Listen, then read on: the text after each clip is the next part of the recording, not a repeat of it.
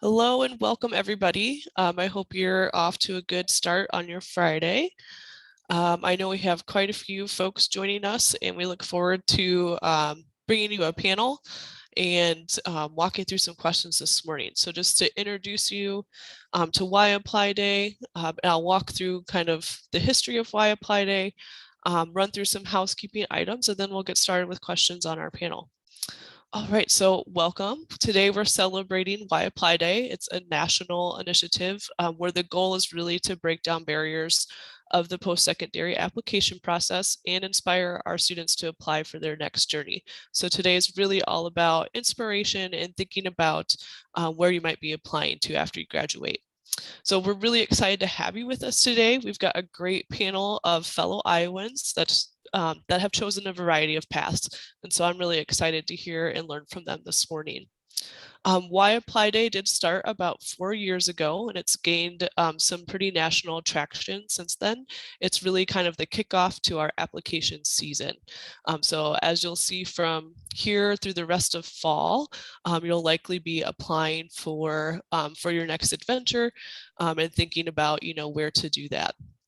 It's likely that you're already preparing to apply for that. So this is kind of that season time to think about that and get those applications in. But don't worry, you have plenty of time to make decisions. So you can submit more than one application and think about applying to more than one place. We also hope that by attending today, you'll leave feeling that it's possible to apply, that the process isn't painful at all, and that you feel inspired to get started with your application process. Throughout the next couple of months, it's likely that your school will have time for you to complete applications during the school day. So we do recommend that you use that. It's usually an application campaign or apply day. Many schools, host that time throughout the day to get your applications submitted. And so if you can do that during the school day, it's a lot easier. So you don't have to think about it outside of school. And then lastly, next week, we are hosting a Back on Track event that will offer a variety of sessions around preparing for your post-secondary plan. We'll drop the link for that event into the chat soon, so you can check out those sessions and register for anything that you're interested in. They will be recorded, so if you aren't able to make something, don't worry about it. We will get that link to you so you can see that session at a time that works better for you. But we do hope that you do find those helpful in your planning process, and then we look forward to seeing you next week in some of those sessions as well. Okay, so now I'm just going to review some housekeeping items for everybody, and then we'll get our panel started and we'll get everybody introduced and start asking some questions. So this session is being recorded and school counselors will have access to the recording link on Monday. So if you have to leave for any reason, don't worry, we've got it recorded and we'll make sure that you get access to that. For school counselors that might be on the call, the link will be provided in our weekly newsletter and in our Course to College shared resource folder. And that will all be uploaded on Monday. This is a Zoom meeting, so all of our participants can interact directly with our panel, which is pretty cool. So you are able to unmute yourself and ask questions when we get there, and direct, and participate, interact directly with our panel members, unlike the webinar where you have to type everything in. So I'm just keeping that in mind. With that, if you are, in a school or somewhere where there's some noise happening, just please keep yourself muted unless you're talking, so we can avoid kind of those background noises and distractions. All right, now we're going to get into our introductions. So I'll share my screen real quick to show you guys our nice slideshow put together. And for our panelists members, we'll have you introduce yourselves as we get to your slide here. Okay, so hopefully you can all see Happy Why Apply Day. I think that's up and working. All right, and I will just kick us off with myself first. So my name is Jamie Koval. I work at Iowa College Aid. I work with all of our high schools in Iowa around implementing kind of the college going process. So if you see events at your school like like Why Apply Day or application days, FAFSA events, decision celebrations, all those fun parts of the process. Usually your school's supported by our office in doing those, and I'm kind of the person behind that.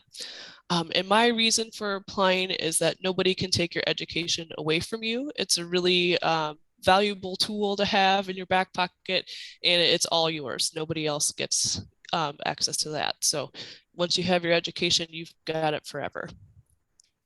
All right, we'll pass it over to Shakura. Hi, everyone. My name is Shakura Evans. I've been in grad school for so long. I am going into my 4th year in my PhD program at the University of Illinois, Chicago. I also am an adjunct professor at DePaul, teaching Black Studies.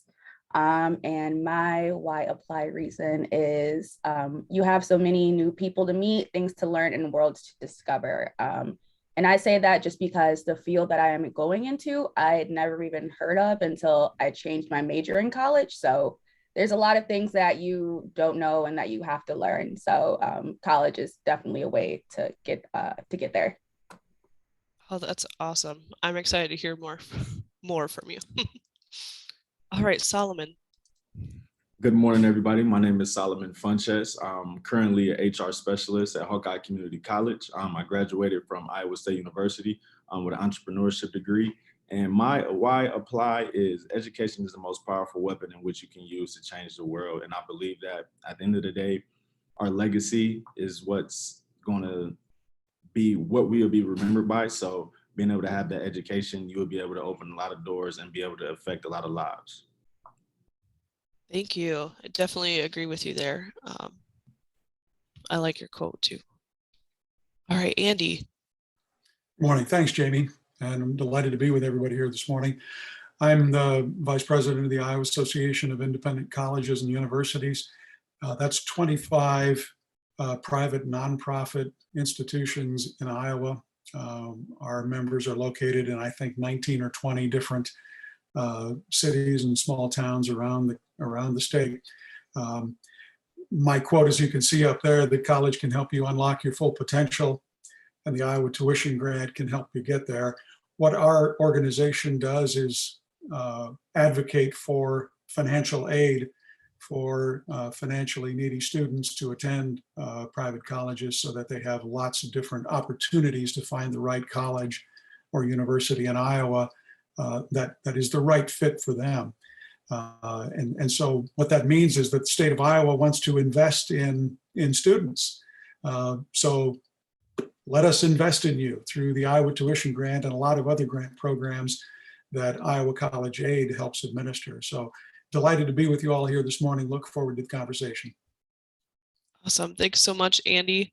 And I can attest to that because the Iowa Tuition Grant helped me get to where I am today too. All right, Yurelle. Hi, everyone. So my name is Yurelle Garcia. I graduated from Mercy College with my Bachelor's of Nursing a couple months ago. I also went to Iowa State, and I'm currently studying to take my licensure exam in October. And I'll be working at Mercy One in orthopedics. And my why apply reason was the whole purpose of education is to turn mirrors into windows. And I really like that quote because education just really opens your mind and lets you see further into your future. Yeah, agreed. That's a really nice quote. And good luck with your test. Thank you. Pandi. Hello, my name is Pandi. I got my bachelor's in psychology at Iowa State and my master's in higher education at Miami University. And I'm currently a hall director. My why apply reason is not on the screen, but it's essentially, it was to foster my curiosity.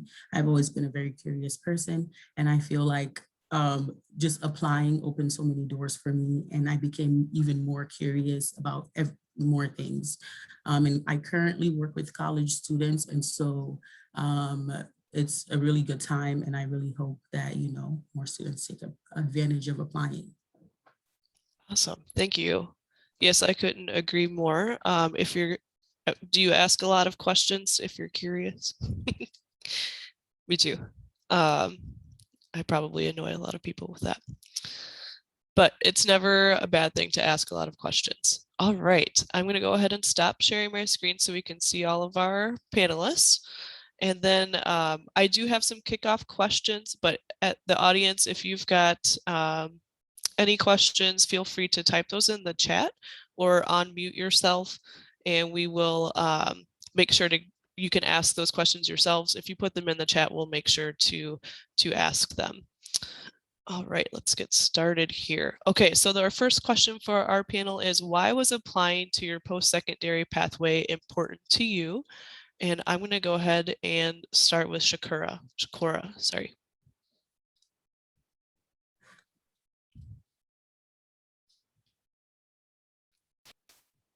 Okay. Sorry, but you making me think all the way back to when I was in high school. That was a while ago. Me too. But yeah, I think for me personally, going to college wasn't really a choice for me. My parents kind of like banged that into my head. Like, I don't know how you're going to pay for this. I don't know where you're going to go, but you got to go somewhere. Yeah. And that, I don't know. Honestly, it was just, I knew that I needed to do something beyond high school. And honestly, I had a principal who was like very persistent. I had a Black principal, and he told me about Iowa State and this scholarship program and how he always intends to send at least one student of color from every graduating class to Iowa State. So I guess I was that student back in 20-something. I'm not even sure. But yeah, basically he was like on me every week, like, Miss Evans, did you apply? Miss Evans, did you fill out your scholarship application? And I was like, yeah, I'm in the process. And then one day I just sat down and did it. And I got accepted. I didn't apply to multiple schools. It was only Iowa State. And I got in. So yeah, I don't really have a unique story. It was really just like, I think like any other Black parent, like, you got to go get your education. I don't care how you do it, how you pay for it, but that's what you have to do. Yeah. Oh, that's awesome. Where did you go to high school? I went to Dubuque Senior High School. Okay. Yeah. Cool. All right, I'm going to pass this question over to Yurelle, or Yurelle. Sorry. It's okay. So my reason was actually very similar. My mom was actually my biggest motivator. So she always told me, like, you need to get your education, you need to go to college.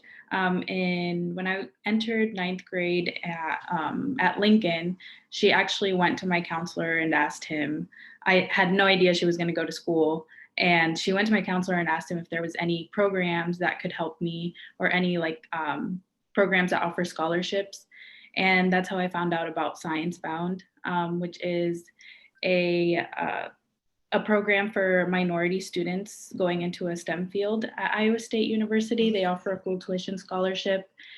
And that program really helped me, first of all, apply to Iowa State, and then also cover expenses for my education. Awesome. Solomon, I'm going to pass this question over to you. Yes, thank you.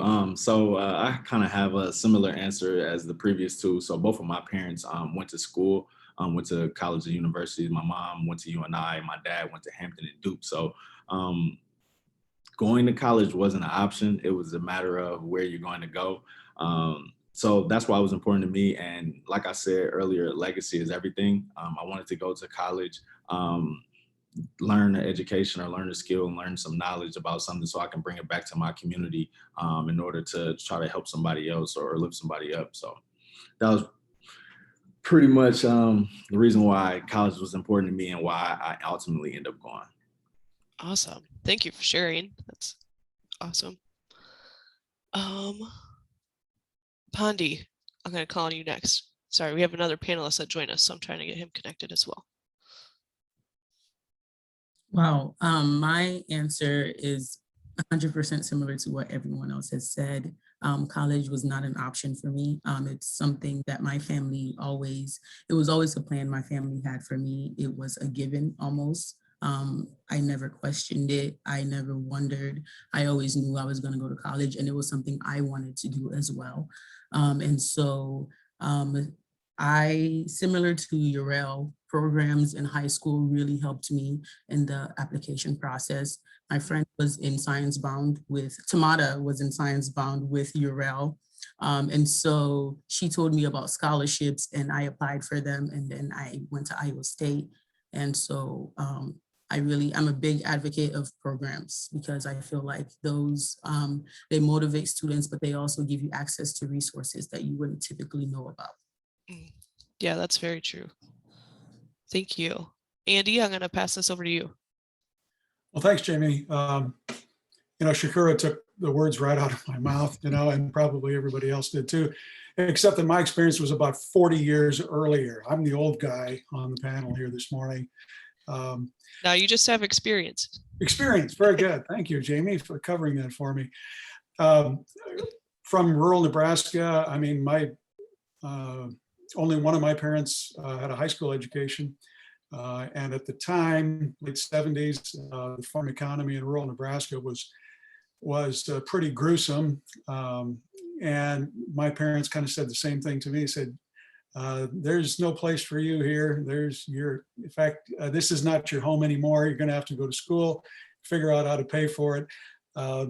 So I did, and not unique. I'm not unique among any group. A lot of folks, everybody on the panel here had kind of a similar situation, but it certainly was transformative because it gave me options. And even what I studied in college didn't turn out to be what I did for a living, what I'm doing for a living now. But college gave me options, and that's what my parents knew. They knew that I needed options and that higher education was a really great way to get those options. And I'm tremendously grateful that they did that, and that, because of our financial circumstances, that others were willing to invest in me at a young age like that. So that was kind of my pathway. Yeah, thank you. I appreciate the options. That's very true. And when you start, you have something in mind, and then you start going and more options show up, and that's just how it works. You end up finding something else sometimes. All right. John, I know you're in our chat. I don't know if you're ready to speak yet. If you want to unmute yourself. Oh, okay. Never mind. I got your chat. Thank you. All right. Sorry, everybody.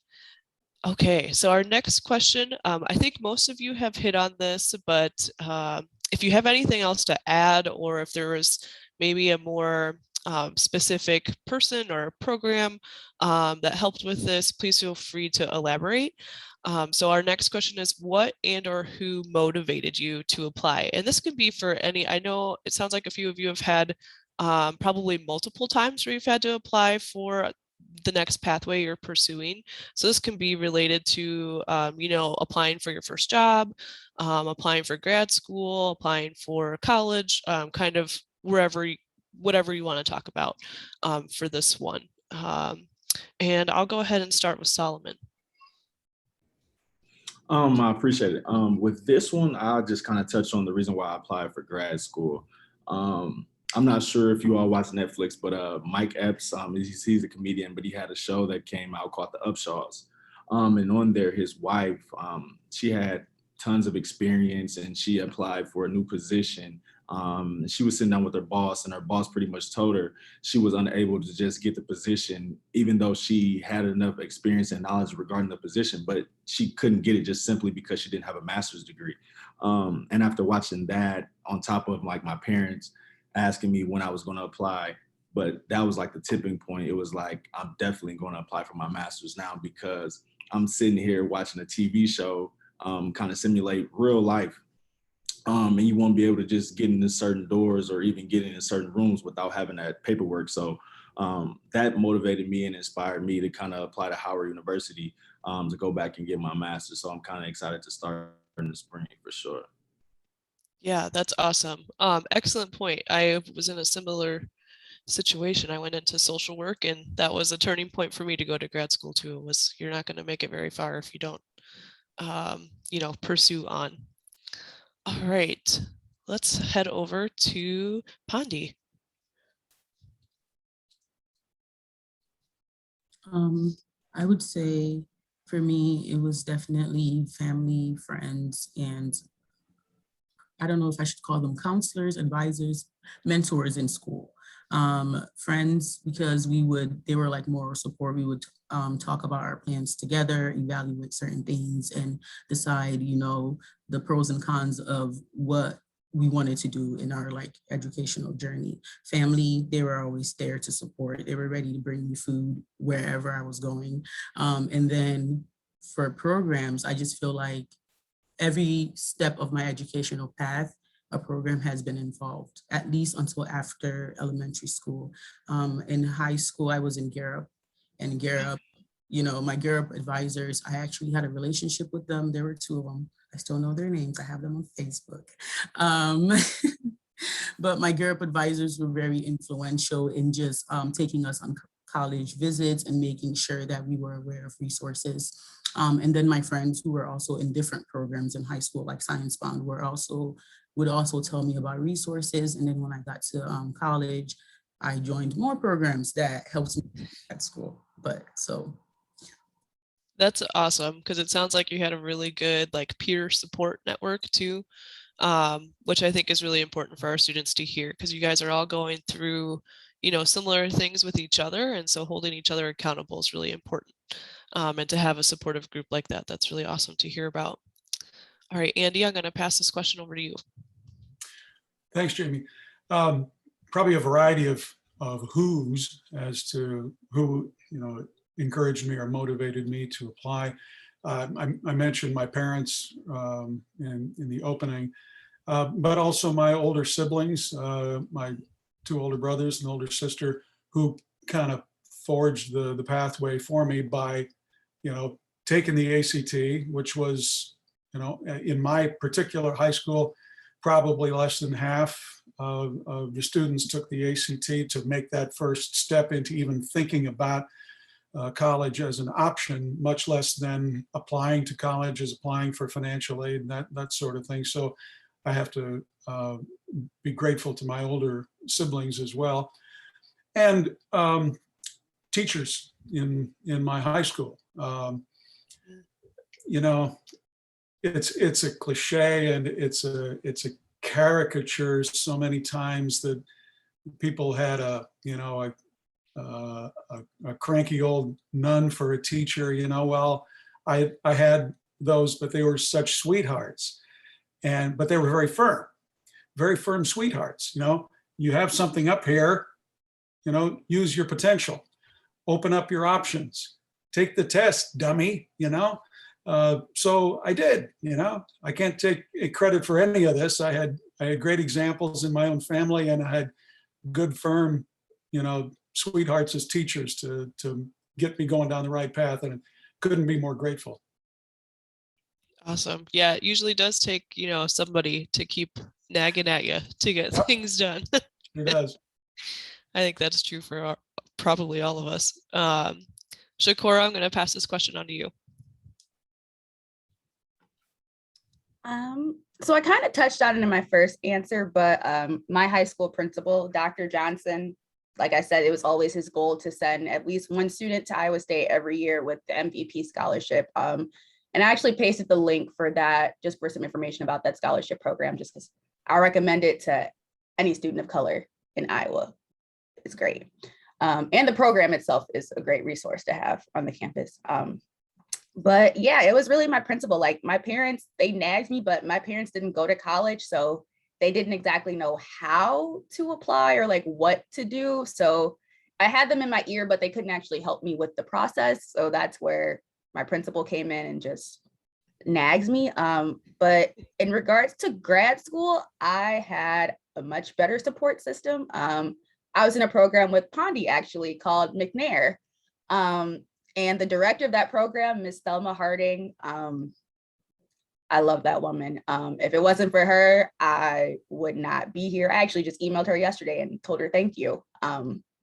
But yeah, she was one of those people who, like, she seemed very mean and cold on the surface, but that's just, she cares. Like, that's just how she cares. Like, she was just super direct and like, I know you can do these things. Like, I don't know, but I would definitely say Miss Thelma Harding and the McNair program are the reason I am who I am and where I am today. And the McNair program is just an undergraduate program that helps prepare underrepresented students for graduate school and specifically to get a PhD. So I'm still on track. And that was what I emailed her to tell her yesterday. Like, I'm still doing this. I'm still on track. I just passed my qualifying exam. I actually found out yesterday. So I'm still on track.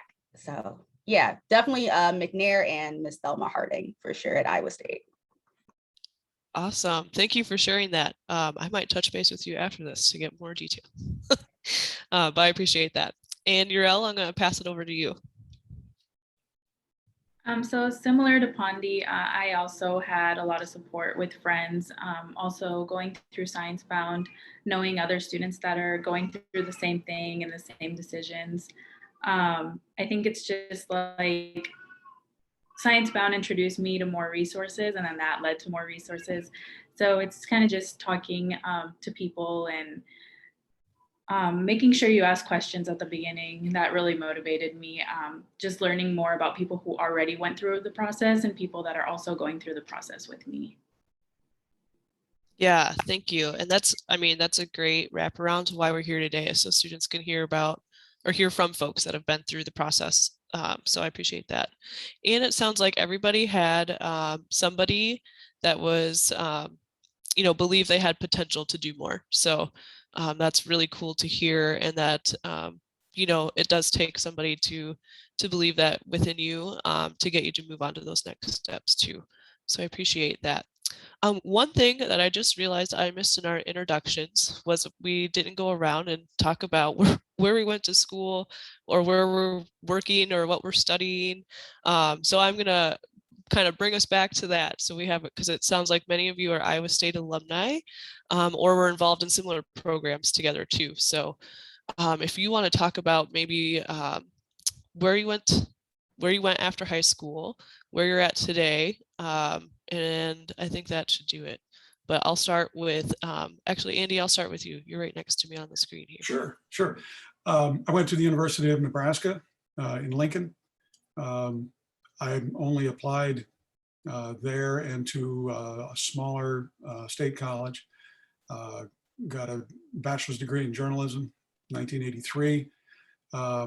And to sort of illustrate the point that I made earlier about getting options and then using those options, I spent about 5 years as a radio news person at a small station in Nebraska.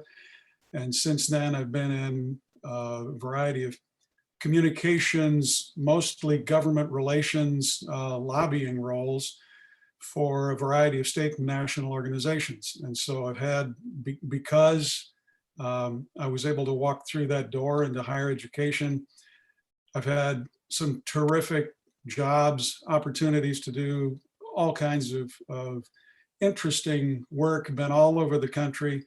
And now here for the last 10 years or so, or actually for the last 20 years, I've been involved in government relations for higher education, about 10 years for Iowa State University, representing the university at the state capitol, and now for the last 10 years or so for the private colleges in Iowa.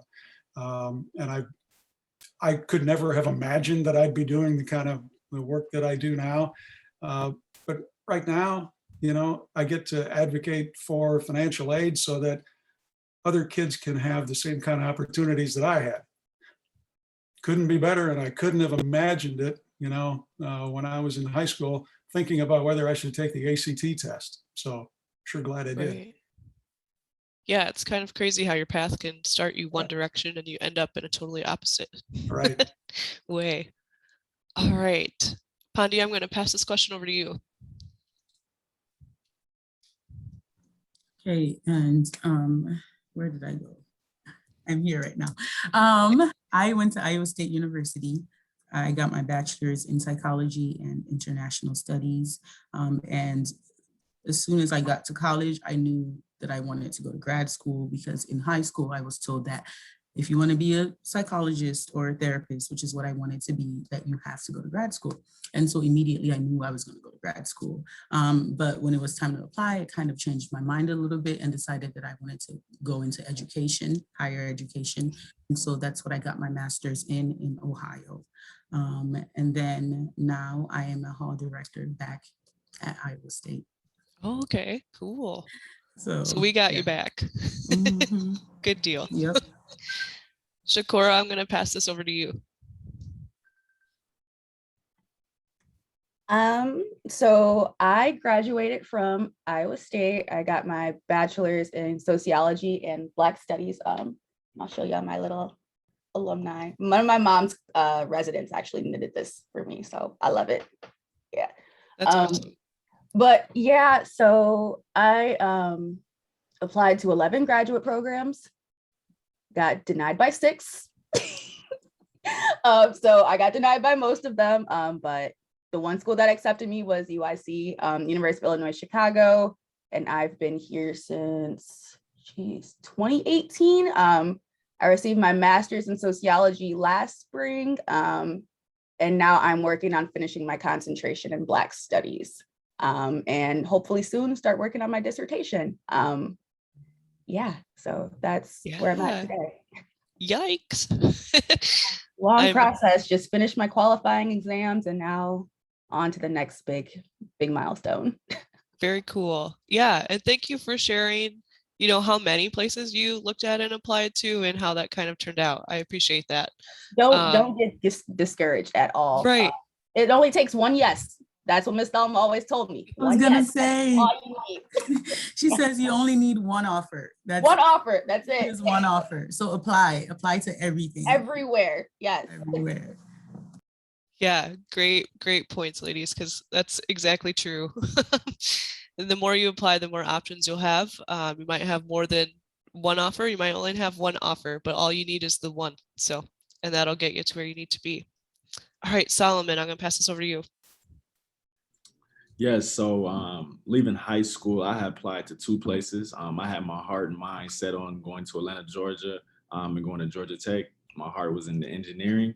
Then my grandmother, she had got diagnosed with cancer, so I wanted to be closer to home. So then I applied to Iowa State, and I ultimately ended up going to Iowa State, majoring in mechanical engineering.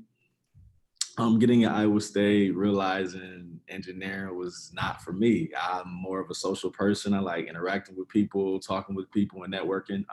So then I ended up switching my major from mechanical engineering to industrial engineering, because I was told it was a little more business side of the engineering aspect. I didn't like that either. So then I ultimately went over to the business where I felt I should have been, and ultimately all along. So I ended up receiving my BA in entrepreneurship from Iowa State University. Then I started working a job at Principal Financial, a small stint there. Then I was blessed with the opportunity to work a human resource position here at Hawkeye Community College.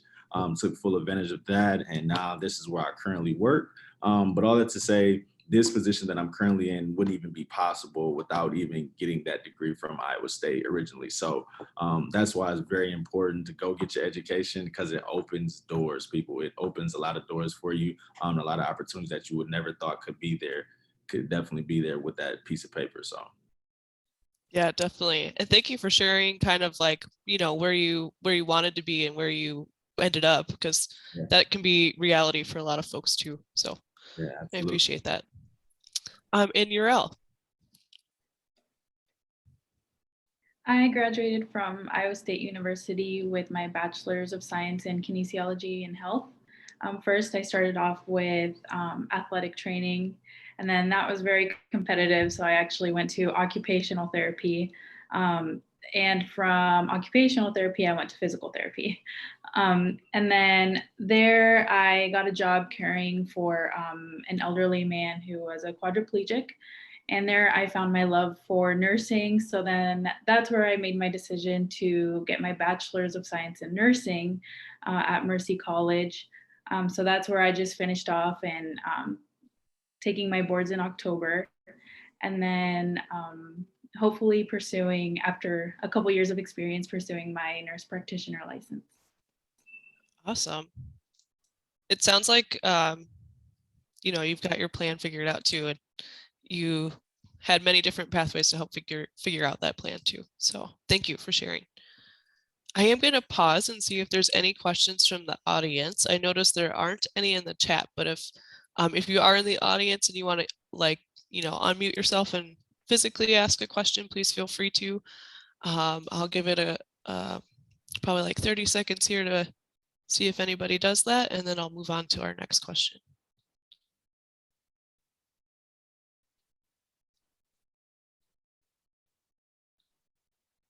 Okay, if you do have a question, audience members, please feel free to put it in the chat because we'll get that answered for you. All right, so my next question, panelists, is how did taking the first step help you get to where you are today? So you've all kind of talked about, you know, the things that have helped you come to the decision to apply and get to where you are today. But when you actually applied, how did that really help you get to where you are? And Pandi, I'm going to start with you. I think the most obvious thing I could say is it got me in the door. And once you're in, and it's you there are just like a plethora of opportunities that you can take advantage of. I got into college a semester early because I was in a bridge program. I started during the summer, took like 7 credits just to get, I guess, acclimated with the college, the campus, and how college works and everything. And so once I was in, I was introduced to so many resources that could help me succeed as a student. I started to get to know people, not just my peers, but also people that were there to like kind of assist me in my journey. And so honestly, I feel like applying is all you really need to do sometimes. It's that step that's going to get you there. Even if you hear a no, I think it just lets you know that, okay, like you can, once you send, just hit that send button. If it's electronic, obviously, because times have changed. Once you click that button, I feel like it really, you just keep moving. Like it doesn't, like you're not gonna cry. Like I, just like Shakura, I got many no's, especially when I was applying to grad school. Not once did I cry or get sad because I knew that I had, I casted a really wide net and I knew that I was gonna get something, and I ended up getting 3 offers. And so that right there is better than, you know, nothing. And that's all because I applied. Yeah, that's a great point. And you know, the more places you apply, the more, you know, options you've got that will open up too. So thank you. Yurelle, I'm going to pass this question over to you. So my senior year, when I applied to Iowa State, I actually was really nervous about getting denied. I think like receiving that acceptance letter was affirmation that I could do it. I was like, well, if they accepted me, they obviously think I belong there. So, and that was actually the only school that I applied to because of Science Bound. But I think that first step is what made me realize like, I can do this, because I did have my doubts and I was nervous, and you know, you're always going to have your doubts, but that really, it motivated me to keep going, just taking that first step. And then related to that, as I like met with obstacles throughout my time in college, and, you know, changing majors and changing ideas, that's what kept me going, and, you know, not quitting, because once you start, you have to finish. Exactly. Thank you. All right, Solomon, I'm going to pass this over to you. Yes, thank you. I kind of want to just kind of reiterate what Yurelle said and what Pandi already stated. It gets you in the door. And for me, when I first got my acceptance letter, that was like the first taste of success. Like, okay, somebody does want me. Then now it was like, let me get to school and really leave my imprint or leave my mark there. So that I don't know, without applying, without making that first step, I just know I wouldn't be where I am today. I wouldn't be able to live the lifestyle I have today. So that's why it's just very important, just figuring out what type of life you want to live and figuring out the things that you really like and you want to do, and just go for it. Believe in yourself. That was another thing that just that first step is just show that you believed in yourself. You believed in your own capabilities and you believe that you could achieve a 4-year degree, that you can.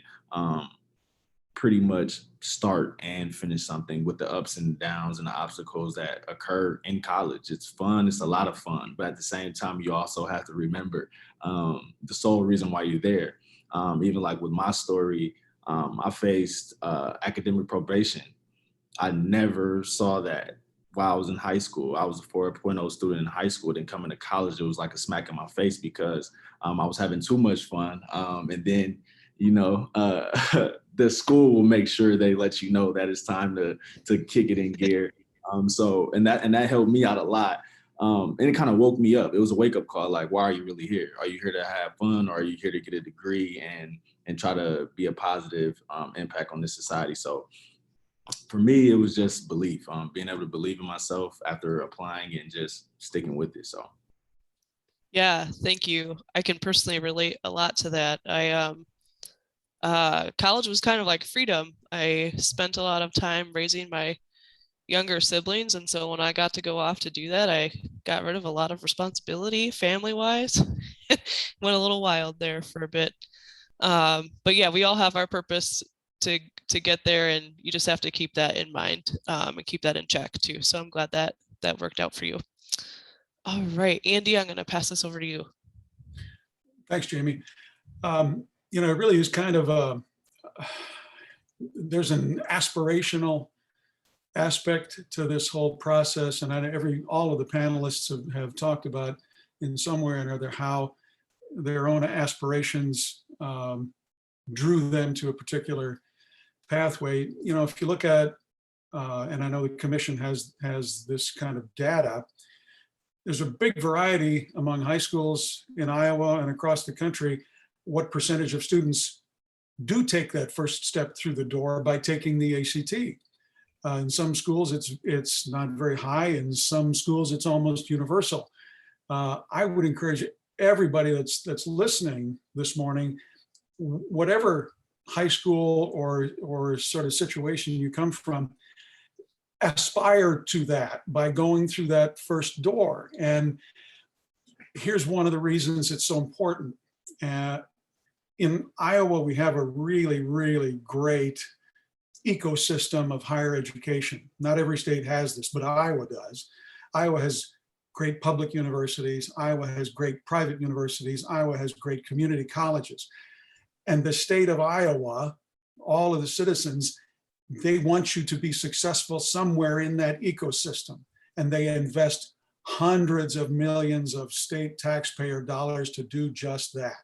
The state of Iowa spends $600-700 million a year subsidizing folks to attend Iowa State and Iowa and University of Northern Iowa.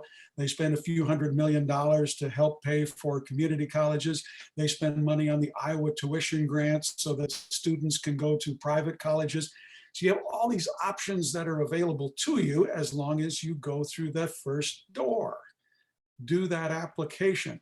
There's lots of ways to get off that pathway. I mean, there's an exit ramp off this pathway every 5 minutes, and we all tried, sometime. In Solomon, I thought I was the only one who tried to voluntarily get off this highway, but I guess not. Thanks for telling me that. You can always get off the pathway, but get on the pathway where people who can recognize potential that you don't even see that you have yourself and are willing to invest in you can do that. You won't regret it. You can always get off, but get on first and let people help you get there. Thank you, Andy. I really appreciate that metaphor, so I'm going to start using it. I'm stealing it from you. All right, Shakora, you're up. Actually, what Andy just said actually made me reflect a lot, because at first I was thinking the first step as in the application process. But Andy brought up a really good point about all the preparation you have to do before you actually apply. So taking the ACT or filling out the FAFSA form or doing your research about what schools offer. Because I think that was the only form of research that I did for Iowa State, was just like looking at the programs, and I saw they had a clothing design program, and I thought I was going to be a clothing designer when I first came. But that first like half semester, I was like, yeah, no, this ain't it, for me at least. So I switched to criminology, realized that wasn't for me either, but within there, I found sociology. And I didn't understand it at first. I had to go to a tutor. Like, I'm not kidding. I was like, what is this? But once she broke it down and explained, I was like, wow, there's so much you can do here. But I say all that to say, the first step is just the preparation that you do before you apply. So even like for grad school, I spent the entire summer before actually applying, writing practice personal statements, sending them in for revision. Like I had a spreadsheet of like all the schools, all this information about them. Pondy can attest to this because Ms. Thelma made us do this. But yeah, it's just, there's a lot of preparation you have to do before you actually apply. So like baby steps before you take that very first step. And I feel like if you, what do they say, proper preparation does some other stuff. Yeah, y'all know what I'm talking about, the P's. But yeah, but just that, like if you prepare properly, like things will fall into place. So I guess, yeah, just make sure you do that preparation before you actually like take that big step and apply. Thank you. I couldn't agree more. And selfishly, I'm going to put a plug in for next week for our listeners. We are hosting a statewide virtual event called Back on Track, filled with sessions all around this prepare piece. So learning about different pathways that are available to you, learning about the financial aid process, all of the kind of things that go into financial aid. It's not just the FAFSA, although I will say that's the most important piece. You have to get that done to get your financial aid. But then after that, there's so much more that goes into it. We'll be talking about things like being a first generation student on campus and, you know, how that navigating those challenges, because it's hard to go onto campus when you don't have the experience from others to live off of, and to help you through that. I think we've got one about student employment, both on and off campus, being a student athlete, those types of things. So that's my selfish plug there for attending our sessions next week. Panelists, we are coming up on time, but I am going to throw out one more question for you all, and then we'll wrap it up after that. If you could share I would say either any advice you have for students that are listening as they go through this kind of college going process for their senior year, or some are juniors, you know, kind of preparing and thinking about what to do next. Please share any advice you have, or if you faced any challenges that you overcame. Many of you have mentioned kind of different parts of your journey where you had a challenge and you've had to overcome that. So if you can think of another one, or you want to expand more on what you've already talked about with us, that's appreciated too. Because I think a lot of our students get a lot out of hearing about overcoming challenges, and especially with living in our you know, pandemic virtual world over the last couple of years now, it's just a lot more challenging for students to get back on track. So take that question. I know that was kind of loaded, but either direction you want to, and we'll do one more round and then we'll close it up for this morning. And let's see, Yurelle, I'm going to start with you. My biggest advice would be to ask questions. So if you're not sure about something, or you don't know what type of resources you have, you know, go on their website and look at the resources that are listed on the website. Look at people you can contact. If you know people at school, or teachers or counselors that can help you, reach out to them and ask them for help. I think it's really important to not hold yourself back because you think it's a dumb question, or you don't think you can do it. Like, you have so much more potential than you believe. And just don't hold yourself back from what could be the best decision of your life. Thank you. To follow up with that, how have you reached out to folks? Do you send like a cold email, or go to their office hours? Do you want to expand on that a little bit? So usually I do an email, or if there's a phone number listed under the department that I want to talk to or the person that I want to talk to, I'll call and I'll express my concerns that way. I think it's faster to call because it's like an immediate answer. And then you can go based on what they tell you, like they'll usually explain to you, steps that you can take to get to where you want to be. Awesome. And if Thank you. call is an option, then email, or also some offices, do have office hours. So definitely go to those. Yeah, I appreciate that. Office hours can be intimidating. So, it's good to hear folks that have been using them. And that's something that we hear, like, how do you use office hours and what are they for? So I appreciate that. All right, Solomon, I'm going to pass this over to you. I appreciate it. So I have 4 points. My first one is believe. Believe in yourself. Believe that you can do it. It's going to be an adjustment. Leaving your parents, leaving some old friends, but you're going to make new friends. Your parents can always come visit you. So believe in yourself. Believe that you're able to just take that next step and actually go do it. And be fearless. There's a lot of resources, a lot of organizations, different programs on campuses and things like that. So don't be afraid to show your face at these different organizations. Don't be afraid to raise your hand and talk and volunteer and do things like that. Also be proactive. Don't wait till the last minute to do anything when it comes to your ACT testing or SAT testing. Get that stuff done right away. Once you get to that next level, don't wait till the last minute to study for exams in college, because it's not like high school. You definitely don't want to cram in college. So be proactive with that. Just make sure you're getting your work done. And the last thing is persevere.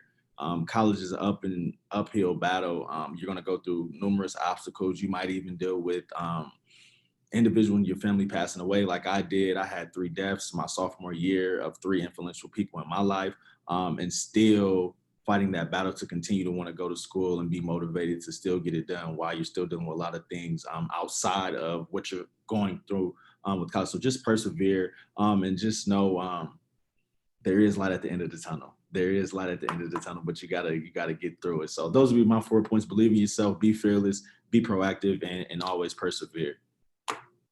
Thank you. I even wrote those down so I can start promoting them. But you make an excellent point too. You are dealing with your own, with your own life outside of school, and school can be your kind of consistency. And then just, dealing with the things that life brings, and that's not different after you graduate either. That's lifelong. So if you're learning it, throughout that process, it can definitely help you adjust as you get into what I call adulting as well. So thank you for sharing that. I appreciate that. All right, Shakura, I'm going to pass it over to you.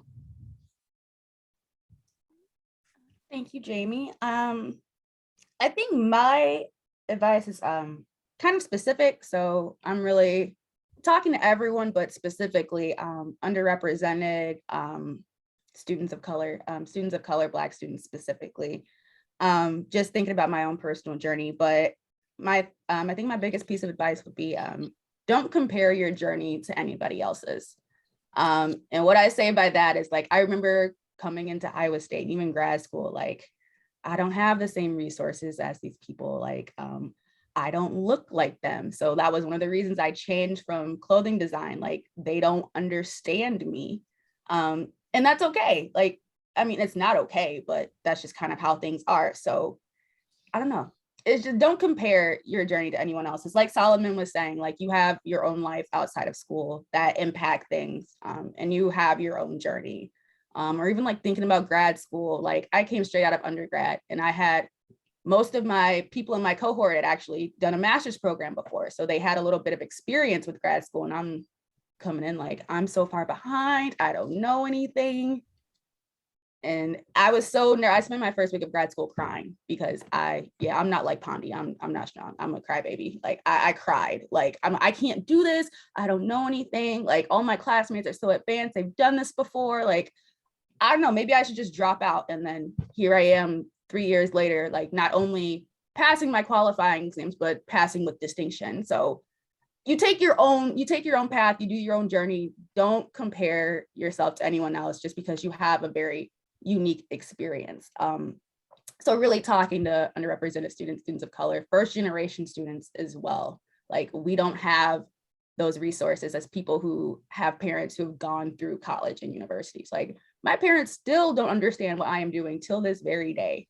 Like, my uncle still thinks I'm going to be a brain surgeon. Like, I'm like, no, not that kind of doctor, but it's okay. But it's just like, you come from where you come from and don't be ashamed of that at all. Like, that makes you who you are. So instead of trying to kind of hinder that, embrace it and allow that to help you shape your journey. And I can attest to that because that is why I am the way I am today. I don't know, don't be ashamed of where you come from. Like, let that help mold you into the person, the scholar, or whatever it is you want to become. But don't hide from your past, your background. Let that work with you, kind of thing. Yeah, I really appreciate that, and can relate to it very well. I'm not a student of color, but I have interesting background, so, to put it lightly. But yeah, that's very true. You know, you kind of leave some things when you go off to college, but you have to remember where you do come from, and that is part of you. So you should take pride in that. You should celebrate it, and not, you know, like I tried to definitely hide where I was coming from. And that didn't really work out in my favor. And now, you know, today I wouldn't be who I am without that background. And I'm really, really proud of that. So you do have to remember those things. All right, Pandi, can you go Sorry, next? I don't mean to interrupt, but I have to run. I have class at 11. Yes, yep, that's right. It was great to meet all of you, and it was great to see you again, Solomon and Pandi. It's been a while, but it's good to see y'all. Yeah, thank you, and y'all take care. Good luck. Thank you. Bye. Thanks, Shakara. All right, Pandi, I'll bring it back to you. So I have two pieces of advice. I would say my first one is you can do it. That is the most cliche thing you hear, but as I've gotten older, I've realized that the cliche things in life tend to be true sometimes. And you can do it is like the biggest one I can think of. It's been true time and time again. I cannot count how many assignments I've stressed out about, how many tests I was worried about, how many classes I was worried about, but I still got through it all. I still did it all. I passed it all. You know, I might have not done so great on certain assignments, but I overcame all of that and I'm here today. And so I feel like, honestly, no matter what, like I wish everyone can really get to a point where they believe that they can truly do it, because that, no, like if you can think back, no matter whatever grade you're in right now, think back to when you were in middle school, you were worried about high school, and now you're in high school. Like, no matter what, you're gonna get there. Even if the path changes a little bit, you're gonna get somewhere and realize that it was meant to be. And so that's my first piece of advice. The second one is advocate for yourself. You have to advocate for yourself. And I know that's so hard because we live in a world that tells you not to toot your own horn. We live in a world that tells you, you know, not to do too much. But we have to advocate for yourself. If you're feeling something, you have to speak up. I remember when I was in undergrad, one of my very first assignments in this I think it was sociology. I don't remember. It was a class. We had to do our own little research study. It was like my first research study. And then we had to do a poster presentation on the study. And I remember that I didn't print my poster. It was like a big poster and I couldn't get it printed on time. And that for me was the worst experience ever. I stood outside the door and watched everyone else present, but I felt so ashamed and so bad. And I just, you know, but after class, I went to talk to the professor, and to her, it was no big deal. But she was like, usually there's always one person that this happens to every year. It's fine. Just come to my office later and present it. You're okay. And that right there just let me know if like a bunch of stuff led up to me not printing that assignment on time. And if I had just advocated for myself, if I had just reached out to her, she might have understood. She might have given me an extension. So please advocate for yourself. You never know. Someone might understand and things might be better for you. Thank you. You bring up such an excellent point. because I think oftentimes students, myself included, did this. You know, you get your syllabus at the beginning, and those are the expectations, and you put those on yourself to get them all done, timely fashion, get it, you know, everything in line, and then things come up, and that's okay. Life happens. Your professors, just like Pandi was saying, it wasn't a big deal. We think it's a big deal because it's happening to us, but in the big scheme of things, you know, one presentation in their office is not a big deal. So definitely don't forget to advocate for yourself. Okay, Andy, I'm going to end it with you. Very good. Thanks, Jamie. And thanks to everybody else who was on the panel. It was delightful to be part of this process with you. Kind of comes down to, don't be afraid. You know, don't be afraid of what you don't know, because there's a way to find out what you don't know and get on that path. So don't be afraid. Don't scare yourself, and understand. And Pandi made a real good point. You know, when she was talking about advocating for yourself, what she did was find that person who wanted her to be successful. And, you know, in all of life and in, you know, every stage of education, maybe you're going to run into somebody who you just clash with on a personal level. But the vast majority of folks you're going to run into, they want you to be successful. The folks at Iowa State and UNI and Iowa and my 25 private colleges and the community colleges, they want you to succeed. And if you're not afraid to walk in that door and ask them and be honest with them about what you're struggling with, maybe it's a personal issue, maybe it's an academic issue, don't be afraid to walk in that door and find those people who want you to be successful. You don't have to do this all by yourself.